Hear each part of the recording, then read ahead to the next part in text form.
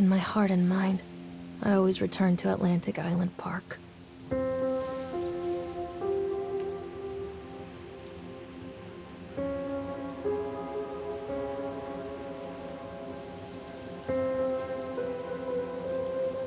Where's Mr. Bear?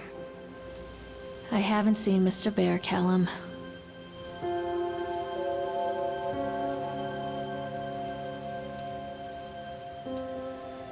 Stay in the car. I'll go and ask information.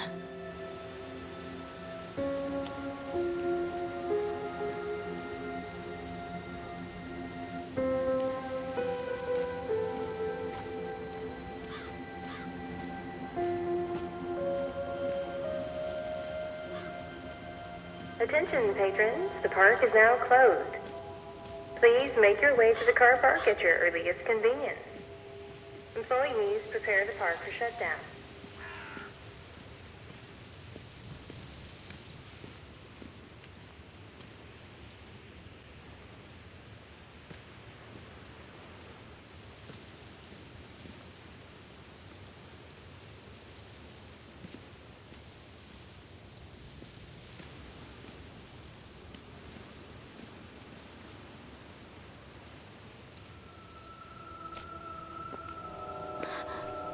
What?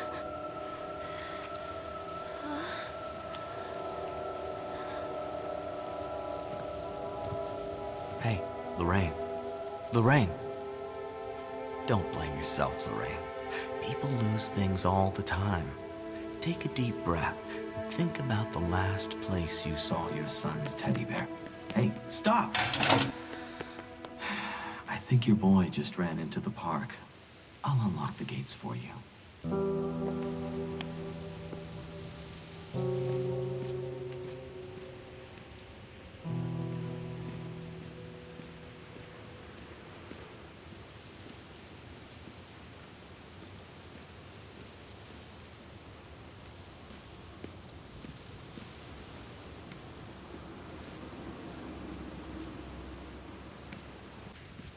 Callum, I told you to wait in the car. Catch me, Mommy.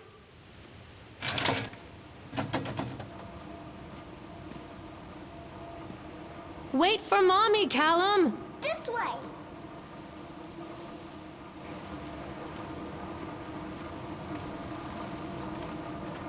There's something special about the entrance to an amusement park. A line drawn between the real world and the world of whimsy within. On this side, the apathy of our everyday lives. And on the other, anything we might dare to dream.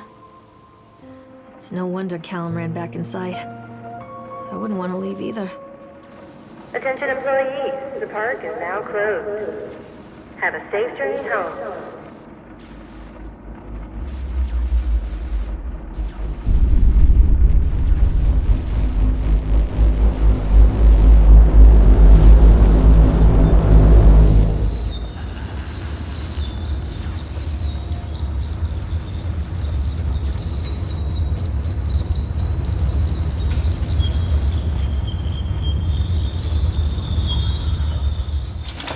Oh God. The park. What happened here?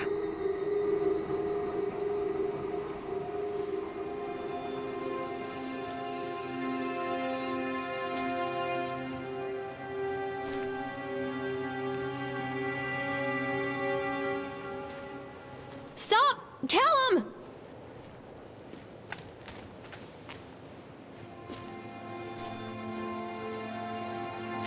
You can't catch me.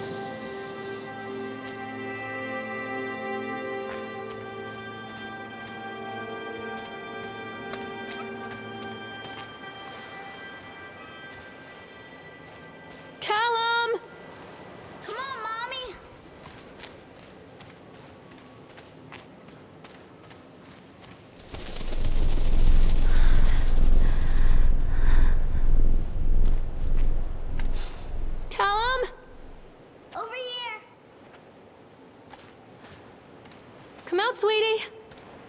Over here! Too dark.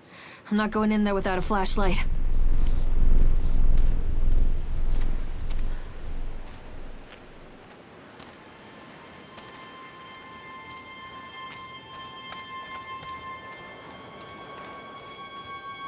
Callum, stay where you are! This way, Mommy!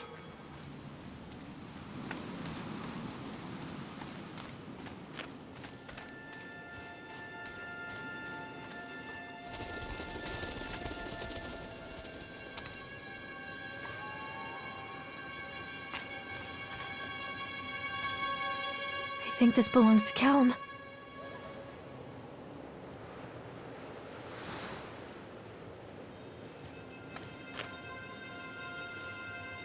Chad the Chipmunk, huh? Just a drunk guy in a suit.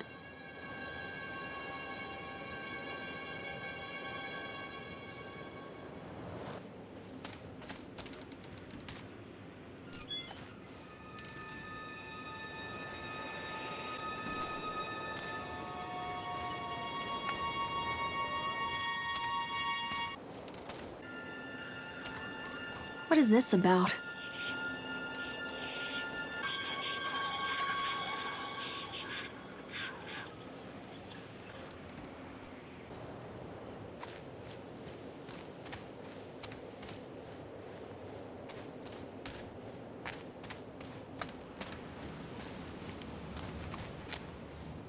Callum, come back here right now!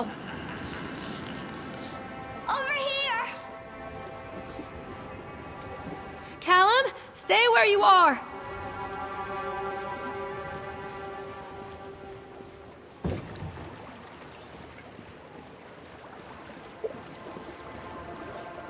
Come on, Mommy!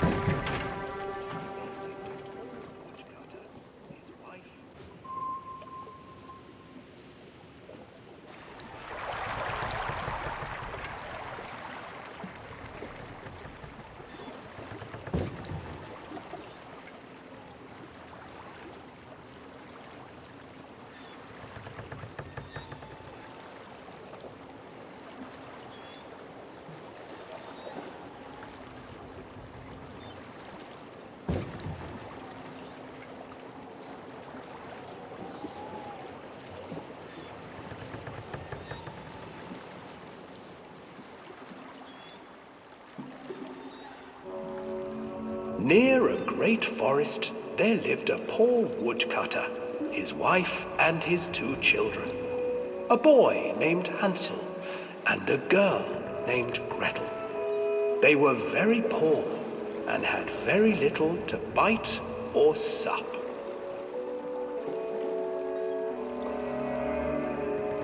"What will become of us?" the woodcutter asked his wife one night. "I tell you what, husband, we will take the children into the thickest part of the forest tomorrow and abandon them there." "No, my wife, I cannot do that," said the man. "Then we will all 4 starve, you fool." Hansel and Gretel overheard their parents talking, and Gretel began to weep. "Do not fret, Gretel," Hansel said. He crept out of the hut and gathered white stones from the ground to fill his pockets.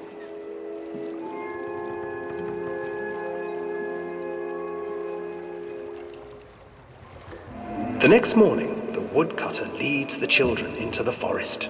Before they leave, their mother gives them a slice of bread and warns them that they will get no more food that day. Clever Hansel leaves a trail of white stones behind them as they pass into the woods. When their father leaves them, the children wait a while, then follow the trail back to their parents' house.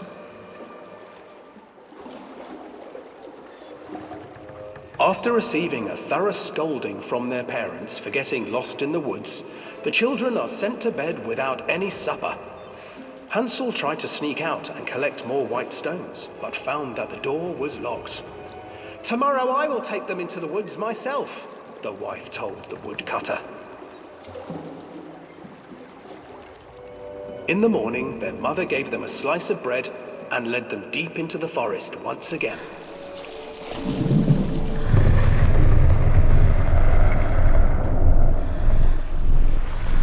Hansel broke his bread into pieces and left a trail of breadcrumbs to lead them safely home. But hungry-eyed birds snatched up the breadcrumbs and his trail was destroyed. Abandoned by their parents and unable to find the trail home, the children wandered in the forest for 3 days.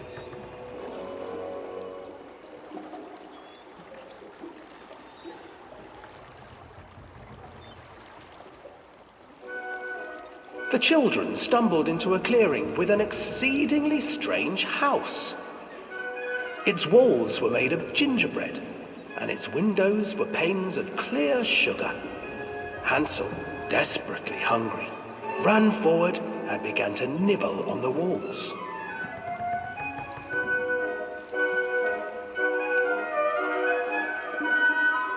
Nibble, nibble, little mouse.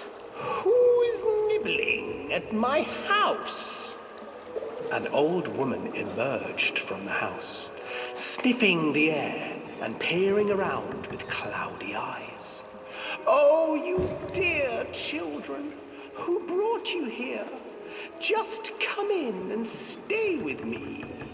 No harm will come to you. But Hansel and Gretel stayed back, for the old woman reminded them of their cruel mother. Come, children, don't be afraid. I have something for you. The old woman offered them 2 enormous lollipops. The children took them and began to eat. You see, nothing to fear here. Come inside, the old woman urged, and the children, still licking their sweets, followed.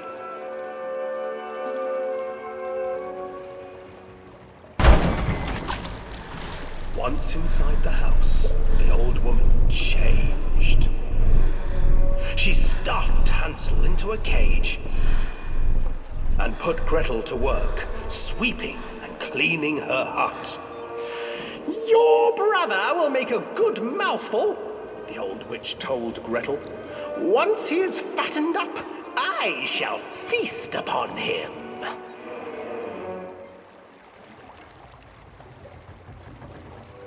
Time passed, and poor Hansel refused to eat, fearing the day that the witch would eat him. The witch, for her part, grew impatient. Today I will cook and eat your brother, Gretel.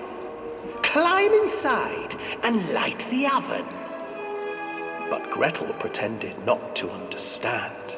I do not know how. Where is the opening? Fool, the old witch said. The opening is here. And she moved to show Gretel. Seizing her courage, brave Gretel gave the witch a shove, and the old crone tumbled forward into the oven. Gretel slid a large iron bolt over the door to the oven. Gretel freed her brother Hansel, and together they lit a fire beneath the oven.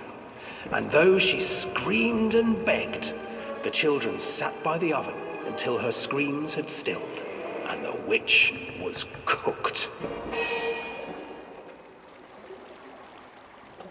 And then, because even children can't survive on sweets, they divided up the body of the old witch and ate her.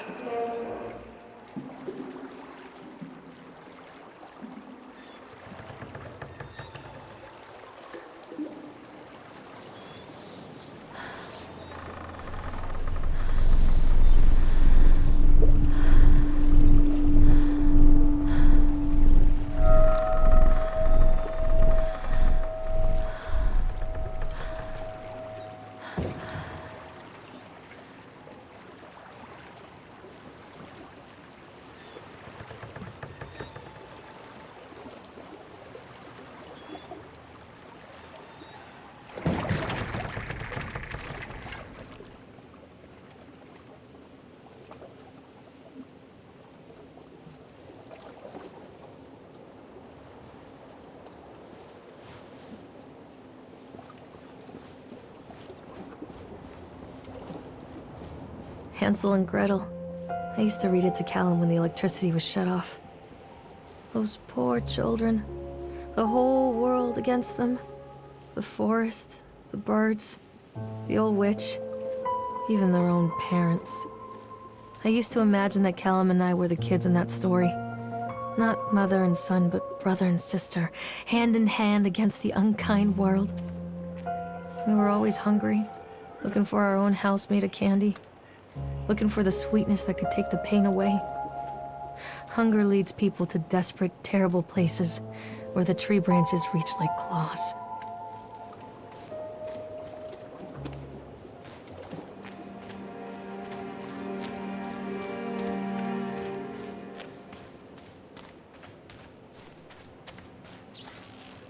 Another accident. This place.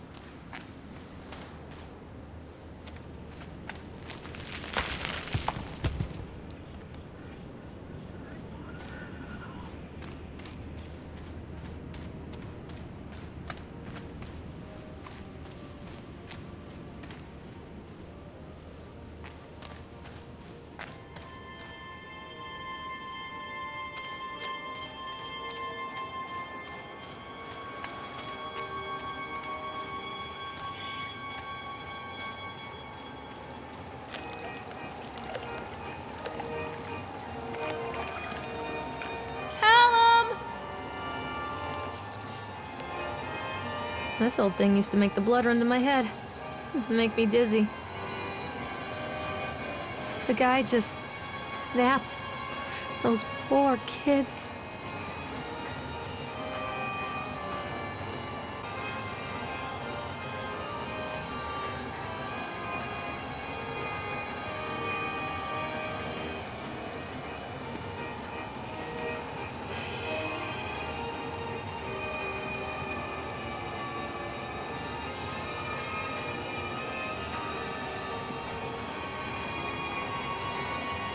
Mommy needs to see you, Callum.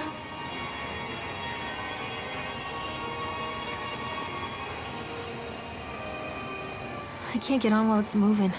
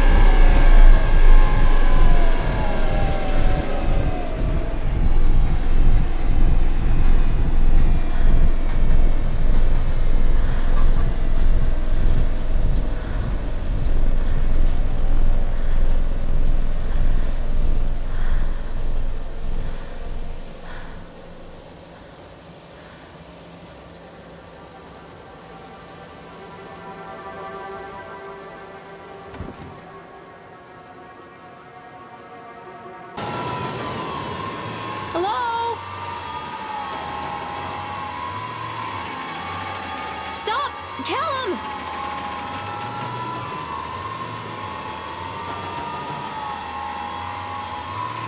Callum? Where'd you go?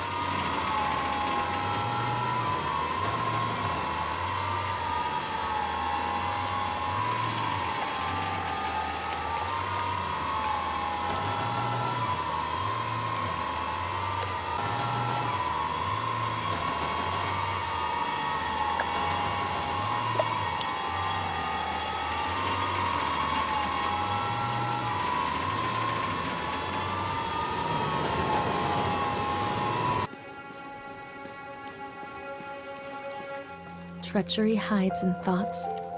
Treachery that lashes like a whip and scars our insides. The first time I saw Callum, my thoughts betrayed me. I looked down at this wrinkled, red, bawling thing and I thought, is that it? We build our world from expectations, and the world that I had built for Callum was no different. He was so real, so there, and so far from my expectations. They shattered, and as they fell in pieces, that one treacherous thought became a new foundation. All of the love that we shared, all of the warmth and goodness that followed, built on a single, traitorous thought.